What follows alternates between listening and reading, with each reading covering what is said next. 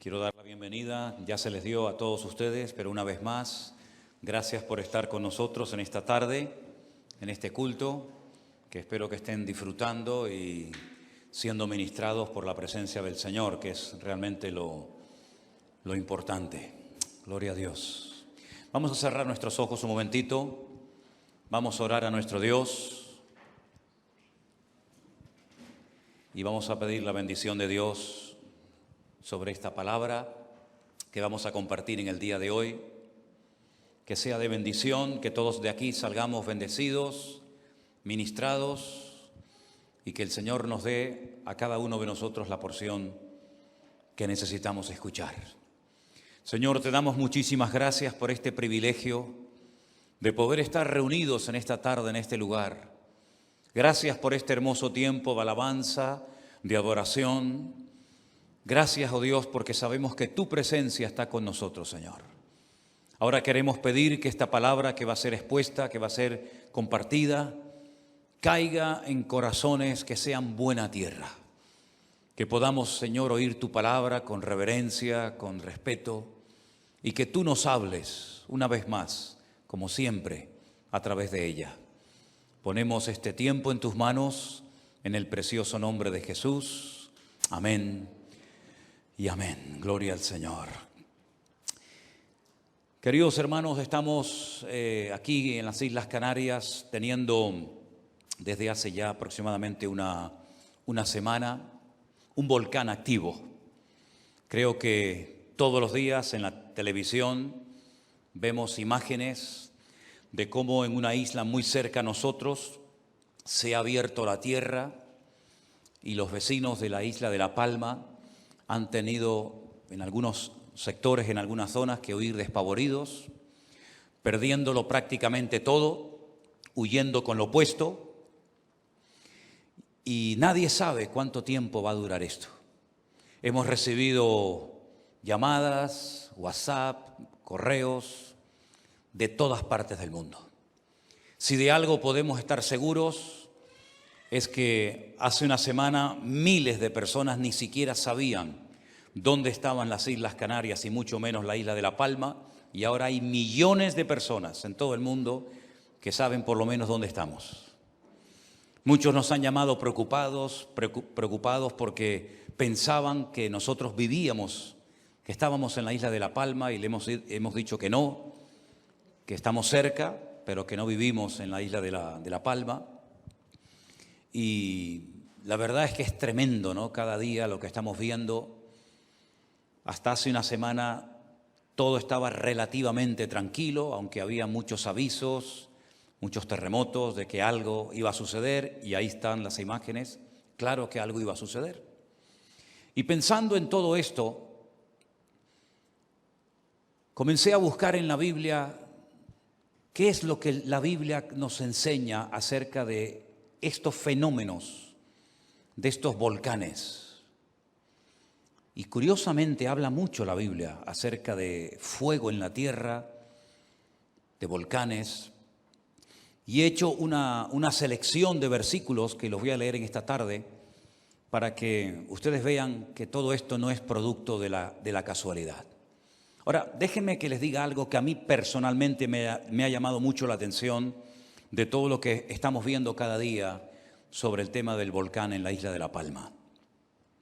Ni una vez se ha mencionado el nombre de Dios. Ni una vez se ha hablado de pedir perdón, de arrepentimiento, de buscar ayuda en Dios. Ha venido el rey de España, ha venido el presidente del gobierno, han venido televisiones y periodistas de todas partes del mundo, y continuamente, si os habéis fijado, se repite mucho el tema de las fuerzas de la naturaleza. Contra la naturaleza no podemos, la naturaleza nos supera. No hay nada que podamos hacer para controlar la naturaleza, y continuamente se repiten esas frases, esas palabras. Y yo quisiera darles un pequeño dato que, estudiándolo en esta semana, me ha llamado mucho la atención. La palabra naturaleza en hebreo es hatevah, y tiene el mismo valor numérico que la palabra Elohim, que significa Dios. En castellano, en español, no se puede estudiar la Biblia por su valor numérico, porque las letras de nuestro idioma no tienen un valor numérico. Pero en hebreo sí. En el texto original de la Biblia se puede estudiar la Biblia con mucho más profundidad y tiene múltiples interpretaciones, hasta a veces una misma palabra que puede significar hasta 750 cosas diferentes, la misma palabra. Incluso hay términos en la Biblia original, en hebreo y en griego, que no existen en ningún idioma del mundo. Y a veces hay que adaptar lo que el profeta, lo que el salmista quiso decir, porque no existe la palabra exacta de lo que él escribió o dijo en su momento. Y el valor numérico de las palabras es un estudio muy interesante, se llama gematría, porque como les he dicho ya en muchas ocasiones, las letras en hebreo equivalen a números y los números equivalen a letras. Por lo tanto, cada palabra, cada frase, cada versículo tiene valores numéricos. Y es muy interesante que el valor numérico del nombre Elohim, que es el primer nombre que aparece en la Biblia para referirse a Dios, pero en plural, tiene el mismo valor numérico que la palabra Hatevá, que significa naturaleza en hebreo, y el valor numérico es 86. ¿Qué significa eso? Porque cuando oímos hablar de la naturaleza, de las fuerzas, de las leyes de la naturaleza, la pregunta es, ¿quién le dio a la naturaleza esas leyes? ¿Quién la creó? ¿Quién la organizó? ¿Quién le permite a la naturaleza hacer lo que hace? ¿Quién le ha puesto límite a la naturaleza? ¿Puede la naturaleza hacer lo que quiera? ¿Quién está detrás de un volcán? ¿Quién está detrás de un tsunami? ¿Quién está detrás de un terremoto? ¿Quién está detrás de la naturaleza? Los griegos, por ejemplo, Platón y Aristóteles, que eran creyentes en Dios, aunque algunos lo ignoran, los griegos creían en la existencia de Dios, pero tenían una creencia un tanto extraña, que algunos incluso la mantienen hoy en día.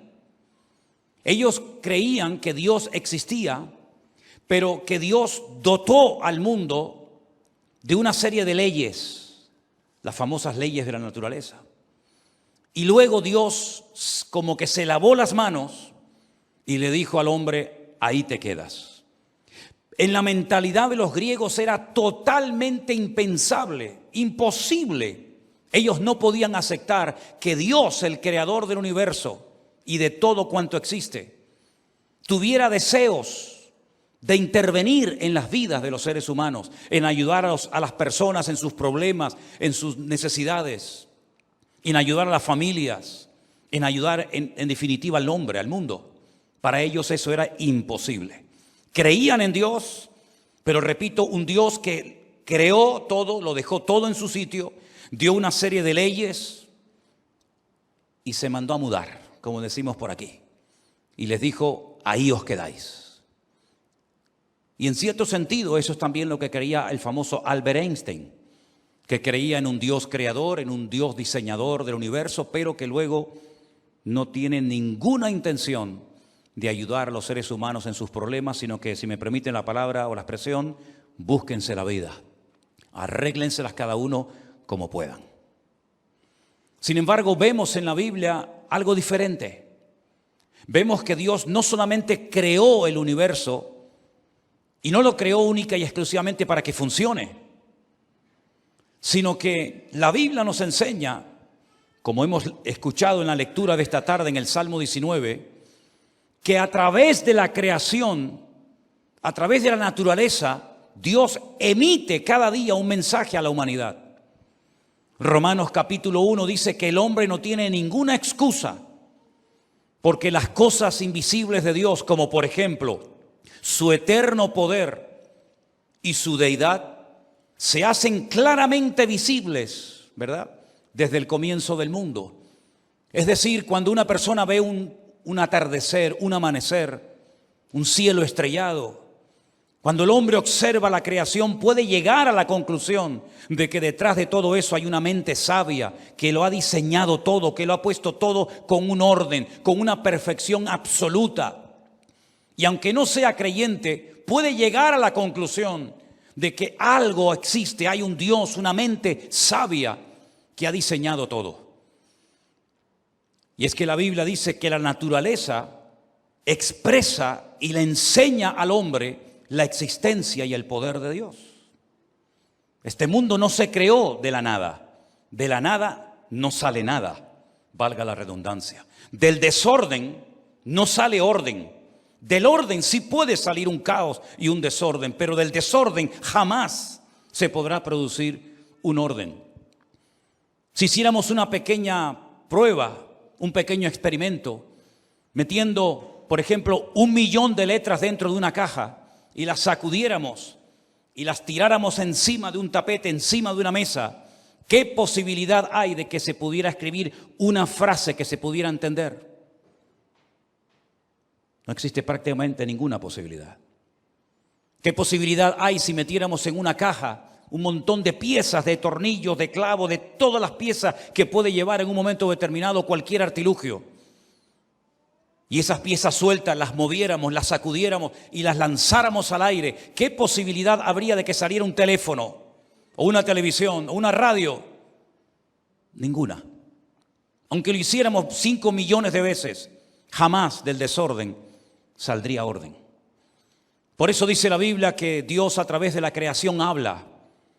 Y antaño los hombres que tenían más tiempo para observar las estrellas y las constelaciones eran capaces de entender ciertas y determinadas acciones de Dios en lugares lejanos, porque entendían que a través de la creación Dios había emitido mensajes a la humanidad. Y si no, ahora cuando llegue diciembre volveremos a recordar cómo aquellos magos de Oriente, astrólogos, observadores de las constelaciones, discernieron a centenares de kilómetros de donde se había llevado el hecho que el Mesías, el rey de Israel, había nacido. ¿No fue un profeta a predicarles? ¿No leyeron la Biblia?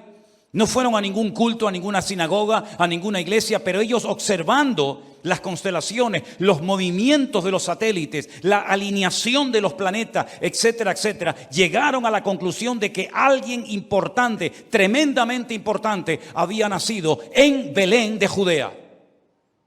Y fueron guiados de una forma milagrosa, no por un profeta, no por un hombre, no por un rey, sino por los astros. Y llegaron al sitio exacto donde había nacido el Rey de Reyes y el Señor de los Señores, el Mesías. Y le preguntaron a un rey de carne y hueso: Herodes, ¿dónde está el rey de los judíos? Porque su estrella hemos visto en el oriente y venimos a adorarle. Una pregunta un tanto extraña, preguntarle a un rey: ¿dónde está el rey? Él podía haber contestado: yo soy el rey. Pero ellos sabían perfectamente que los astros, que las constelaciones, que las estrellas no se habían alineado para guiarlos a conocer a ese hombre que era un títere puesto por el Imperio Romano. Ellos sabían que detrás de ese hombre de carne y hueso era algo mucho más importante. Y probablemente se llevaron una sorpresa cuando entraron en una casa y se encontraron a un niño que no hacía milagros, ni predicaciones poderosas, ni mensajes muy carismáticos y llenos de la unción y de la gracia de Dios, pero ellos llegaron allí y se postran delante de ese niño y lo adoran. Y son capaces de desprenderse de su patrimonio, porque ellos saben que ese niño algún día en el futuro sería el rey más importante de todo el mundo y de toda la eternidad, la humanidad. Es decir, ellos sabían perfectamente discernir las profecías de la Biblia mirando las estrellas y las constelaciones. Lamentablemente, todo eso se fue desvirtuando con el paso del tiempo. Y de la astronomía se pasó a la astrología, y el hombre intentó o intenta todavía descubrir a través de los signos del zodíaco, ¿verdad?, lo que le va a pasar mañana con su esposa, con sus hijos, con su salud, con su trabajo, con su presente y con su futuro. Y todo esto es un timo y un engaño. Pero es cierto que Dios creó el universo para que a través de él y a través de las constelaciones y del firmamento y del sol y de la luna, emitiendo palabra, emitiendo mensajes cada día, el hombre pudiera entender que Dios habla. Simplemente hay que sintonizar la frecuencia de Dios. Simplemente hay que captar cuál es el mensaje que Dios está transmitiendo hoy en día al hombre. Y desde el año pasado, cuando estaba solo en este lugar, predicando las sillas vacías, aunque después me enteré que había mucha gente detrás, vengo diciendo que Dios no ha parado de hablar desde el año pasado de una forma tremenda. Y creo que desde los primeros siglos de la era del cristianismo, Dios no había hablado tan claramente al hombre, a la humanidad y a los cristianos como en este último año. El problema es que muchos se han vuelto otra vez a enredar en lo que llamaban la normalidad. Volvamos a la normalidad. ¿A qué normalidad nos estamos refiriendo? ¿Al materialismo? ¿Saben, por cierto, hablando de materialismo, que la palabra burro en hebreo es hamor y tiene la misma raíz que la palabra materialismo? La palabra materialismo se escribe con las mismas palabras de la palabra burro. Y dice la Biblia que el Señor Jesucristo entró triunfalmente montado en un burro, en algo que representaba el materialismo. Porque el materialismo o lo dominas en el nombre de Jesús o te termina dominando y cabalgando sobre tu vida. Y es interesante notar cómo la Biblia nos habla acerca de Dios, de lo que hace, de lo que dice a través de los fenómenos de la naturaleza. Ya lo hizo en el diluvio. ¿Quién mandó el diluvio a la humanidad? ¿Satanás? ¿Los hombres? ¿Quién mandó el diluvio a la humanidad? Si no fue Dios, ¿quién fue entonces? ¿Quién hizo que cayera fuego y azufre del cielo y destruyera las ciudades de Sodoma y Gomorra? Que hasta el día de hoy, cuando uno las va a visitar en el desierto de Judea, está todo quemado y calcinado desde los tiempos de Abraham y del patriarca Lot en el desierto. ¿Quién hizo que las fuerzas de la naturaleza se le volvieran en contra a Faraón en Egipto y a través de aquellas 10 plagas Dios mandaba un mensaje que algunos lo entendieron y otros no quisieron entenderlo y mucho menos obedecerlo?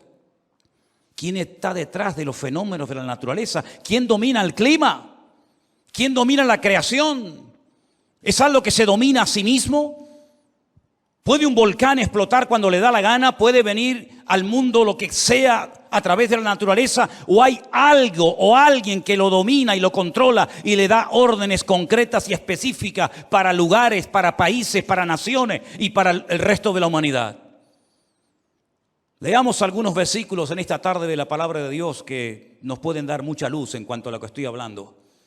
El pequeño libro del profeta Nahum, en el capítulo 1, del versículo 6 en adelante, dice así la palabra de Dios: los montes tiemblan delante de él y los collados se derriten. La tierra se conmueve a su presencia y el mundo y todos los que en él habitan. ¿Quién permanecerá delante de su ira?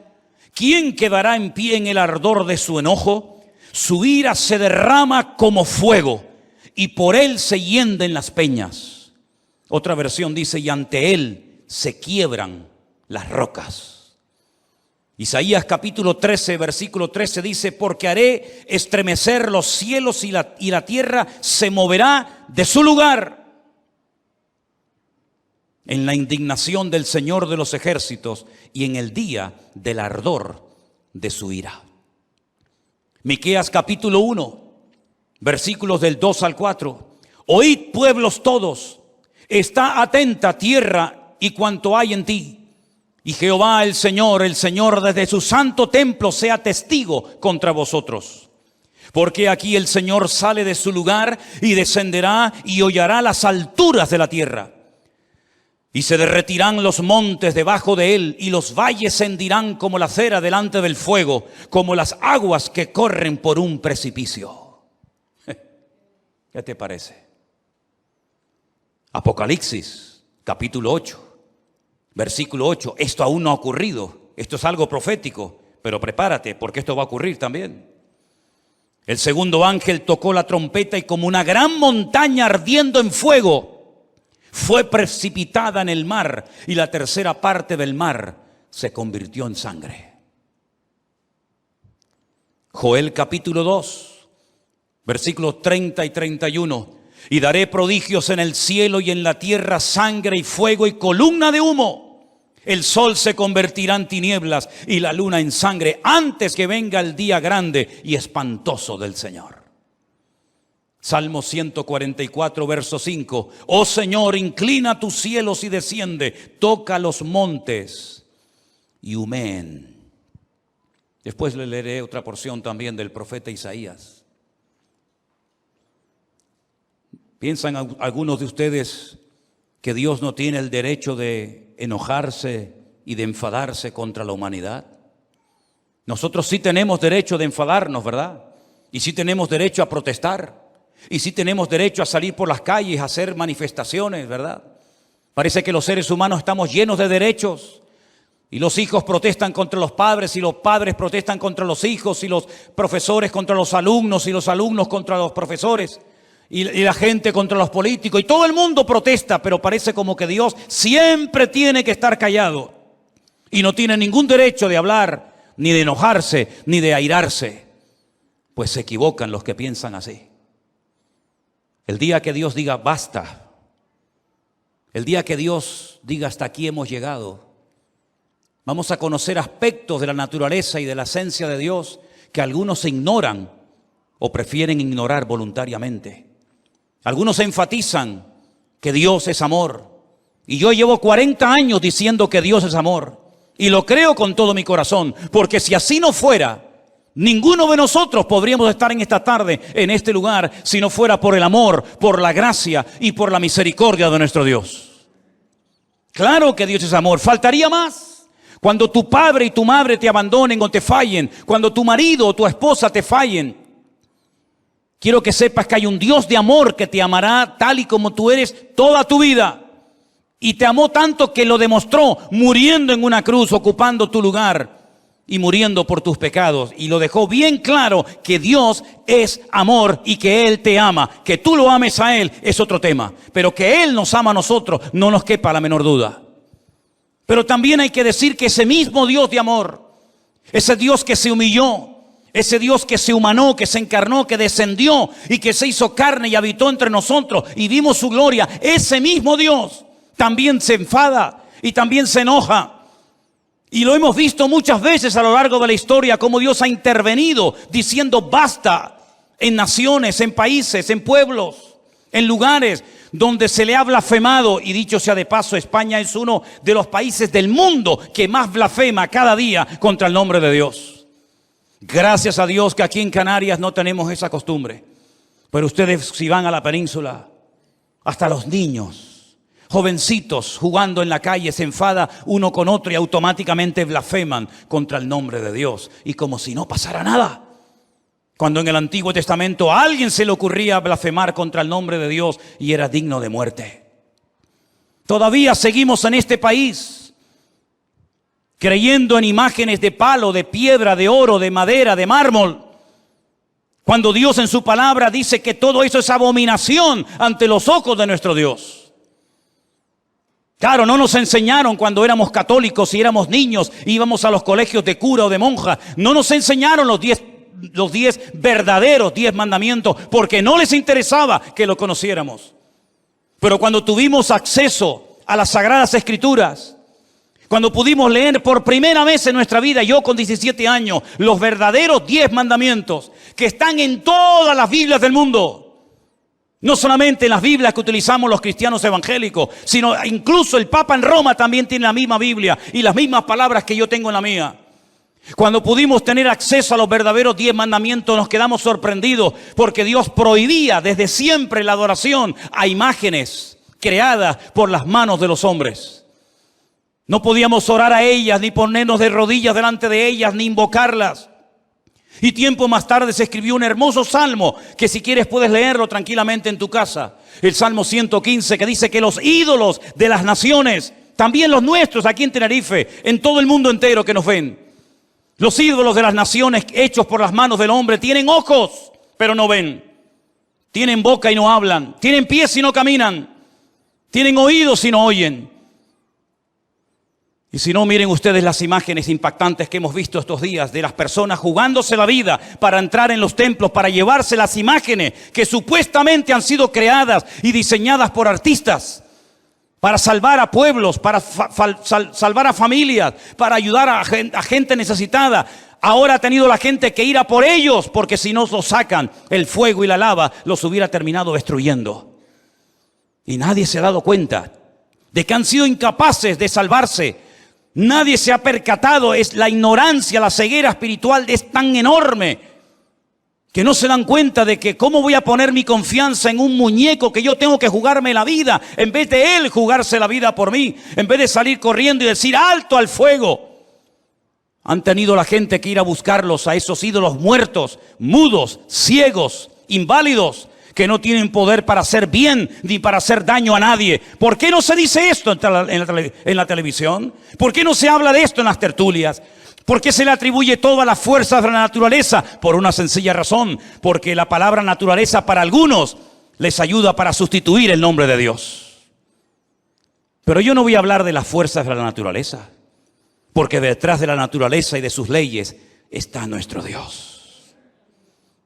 Y el sol no sale por el este porque le place salir por el este, sino porque Dios decretó desde el principio de los tiempos que el sol saliera siempre por el este y se ocultara por el oeste. Es una ley divina inalterable, y a menos que Dios la altere siempre será así. Y Dios le puso arena al mar como frontera para que no pueda pasar tierra adentro, a menos que Dios se lo permita. En otras palabras, Dios es el que controla el clima, Dios controla los volcanes, Dios controla la naturaleza, porque Dios no ha perdido el control y Dios sabe lo que hace y cómo lo hace y con quién lo hace. Y Dios está mandando un mensaje desde esta pequeña isla que muchos se han enterado por primera vez en su vida dónde está. Como muchos han conocido al Señor y se han reconciliado con Cristo desde esta pequeña isla, desde esta pequeña congregación, llevando el mensaje del Evangelio a miles y a miles y a miles de personas, como ustedes bien saben. Y desde esa pequeña isla Dios está mandando un mensaje al mundo entero. Es tiempo de arrepentirse, es tiempo de humillarse, es tiempo de buscar a Dios y es tiempo de humillarnos de verdad delante de Él para que Él tenga misericordia de nosotros. Pero nadie habla de esto. Hablan de que van a ayudar a los palmeros a construir sus hogares. La gente huyendo despavorida, haciendo unas colas inmensas en el puerto de La Palma para poder salir a Tenerife o a cualquier otro lugar. La gente llorando, la gente desesperada. ¿Por qué no hay autoridades? ¿Por qué no hay políticos que dicen no se preocupen? Vamos a ponernos de rodillas, vamos a orar, vamos a pedir perdón, vamos a clamar a Dios por las miles y miles de seres humanos pequeñitos que hemos tirado al cubo de la basura porque molestan. ¿Por qué no le pedimos perdón a Dios por haber blasfemado su nombre? ¿Y por qué no le pedimos perdón a Dios por haberlo borrado de la faz de la tierra? ¿Y por qué no le pedimos perdón a Dios por todas las barbaridades que como nación hemos hecho durante siglos? ¿Por qué no le pedimos perdón a los cristianos por haberlos quemado y torturado durante 300 años en este país en algo que se llamó la Santa Inquisición? ¿Por qué no reconocemos que Dios está harto? ¿Y por qué no reconocemos que ese Dios tiene todo el derecho de airarse cuando quiera y cuando le apetezca? Y lo que me extraña no es que haya un volcán en La Palma, lo que me extraña es que no haya más en todas las Islas Canarias. Y lo que me extraña no es que haya problemas en el mundo, lo que me extraña es que todavía la misericordia de Dios nos sustente y nos permita disfrutar de la vida. Pero llegará el momento, y lo dice la Biblia muy claramente, en el que Dios utilizará la creación o para recompensar o para castigar. La Biblia nos enseña que cuando el pueblo de Dios obedecía, Dios mandaba la lluvia. El hombre no puede inventar lluvia. El hombre no puede inventar lluvia para los campos y los regadíos. Pero cuando había obediencia, Dios mandaba la lluvia, la temprana y la tardía. Pero cuando había desobediencia, cortaba el grifo, cerraba el grifo y decía, ahí se quedan. Y venía la muerte, venía la miseria, venía la pobreza, venía la escasez, la sequía. Y vemos en la palabra de Dios que Dios muchas veces utiliza la creación, la naturaleza, para bendecir al hombre o para castigar al hombre. No se preocupen, el mar no se va a abrir, pero para mi pueblo sí, porque están en obediencia, están saliendo de Egipto. Ya no es tiempo de estar en la esclavitud. No se preocupen por las limitaciones, yo controlo el mar, yo controlo todo. Y Dios abrió el mar rojo para que su pueblo pasara por él como si fuera tierra seca. Pero cuando intentaron Cuando intentaron disfrutar de esa bendición, de ese privilegio de caminar por las profundidades del Mar Rojo, los egipcios, los desobedientes, los idólatras, los rebeldes, los que perseguían al pueblo de Dios, esas aguas que fueron de sorpresa y de bendición para el pueblo de Dios, fueron una maldición y la muerte y la tumba para el faraón y para sus soldados. Luego Dios nos trata según nosotros nos comportemos con Él. Y por eso, mis queridos hermanos, cuando vemos, por ejemplo, estas llamaradas, ¿no será que Dios está llamando al mundo al arrepentimiento? ¿No será que es tiempo de buscar a Dios en espíritu y en verdad? Como dijo Jesús a aquella samaritana junto al pozo de Jacob, que Dios está buscando adoradores que le adoren a Él en espíritu y en verdad. ¿Cuál es el mensaje que Dios está dándole al mundo? Primero, a los cristianos: no seáis tan materialistas. No estéis tan preocupados por qué voy a comer o qué voy a vestir, porque así piensan, hablan y se comportan los gentiles que no me conocen y me tienen a mí. Mirad los pájaros del cielo, que ni trabajan ni hilan, y vuestro Padre Celestial las alimenta. ¿Cuánto más a vosotros, hombres de poca fe?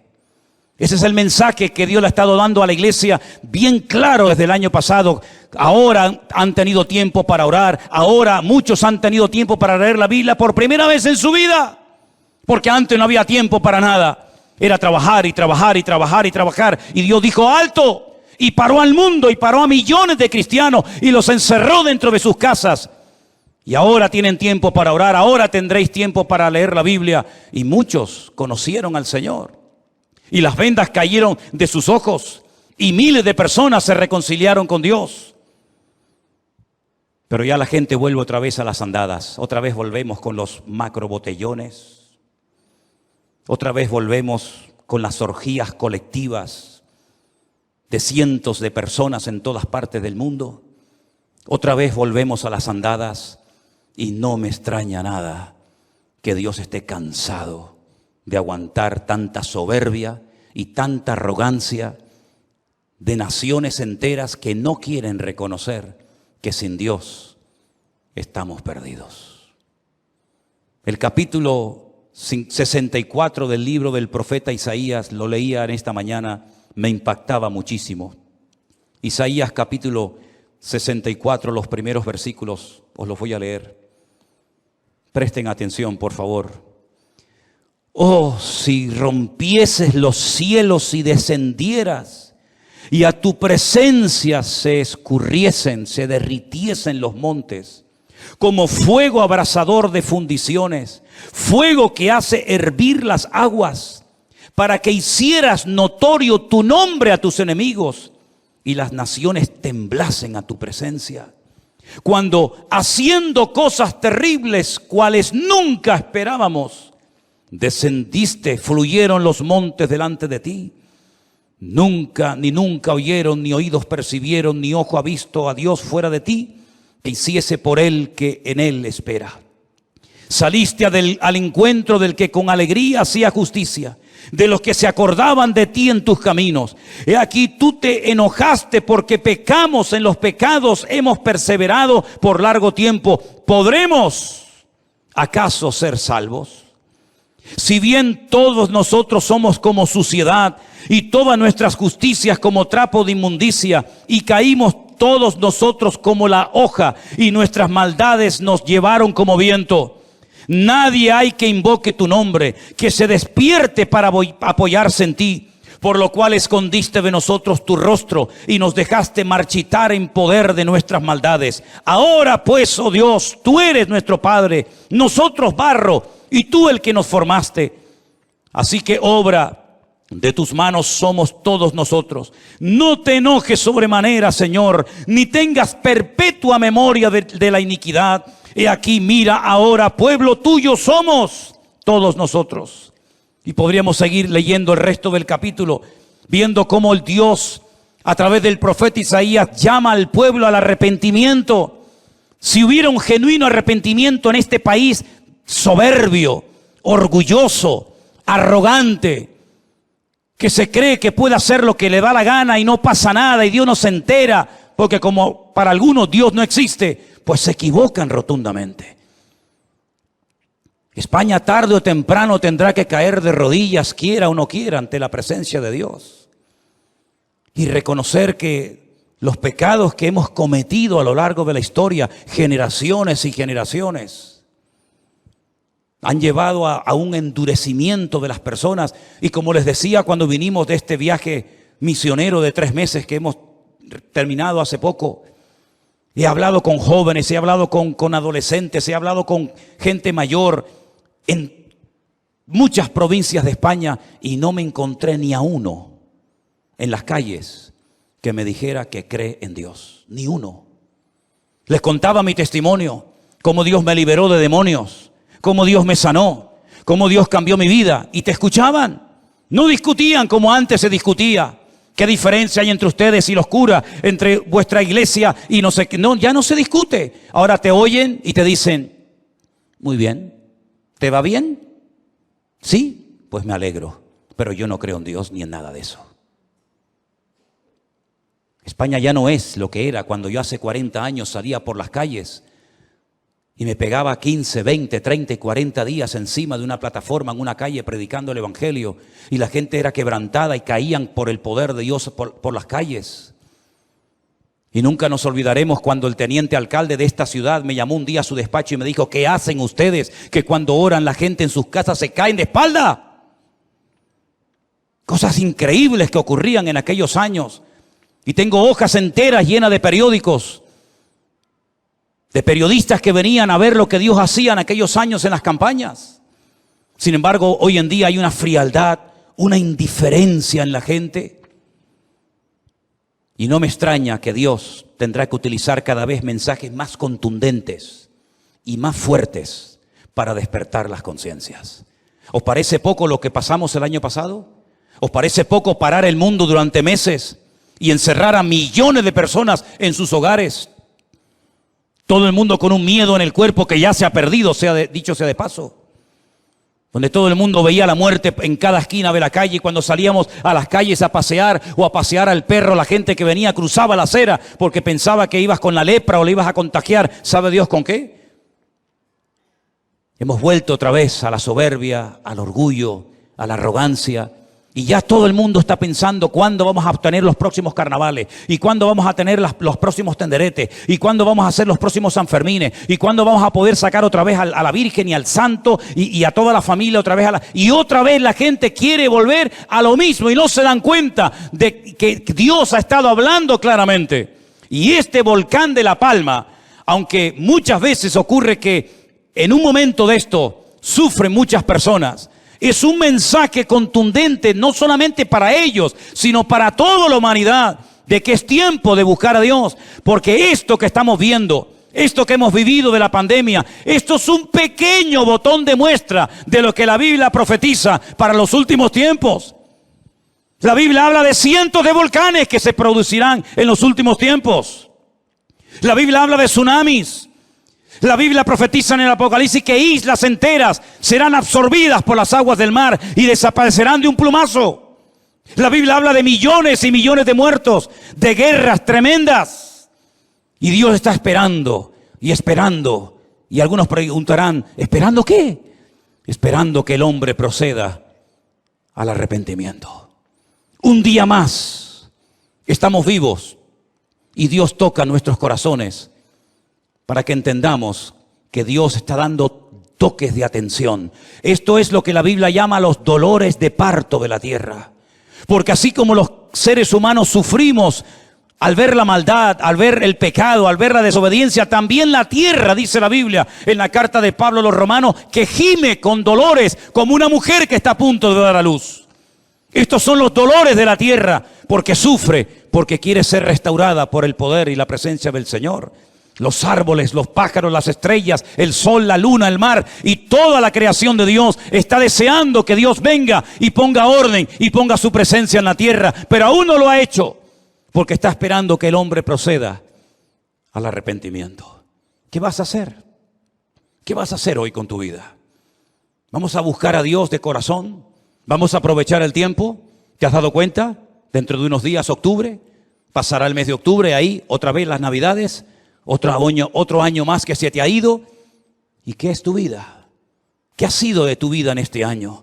Hemos aprendido la lección, hemos captado el mensaje, estamos hoy más consagrados a Dios, tenemos más conocimiento de la palabra de Dios, tenemos las ideas más claras, o estamos todavía jugando no sé a qué. Dios está hablando, hermanos, ha hablado a través del COVID, ha hablado a través del volcán, y sabe Dios lo próximo que vendrá.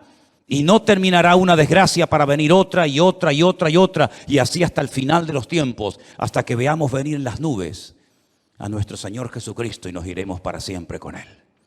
Aprovechemos el tiempo, pongamos nuestra vida a disposición de Dios, porque Dios está hablando muy claramente, y el que no quiera entenderlo no podrá decir nunca que no tuvo la oportunidad de conocer cuál era la voluntad de Dios para nuestras vidas.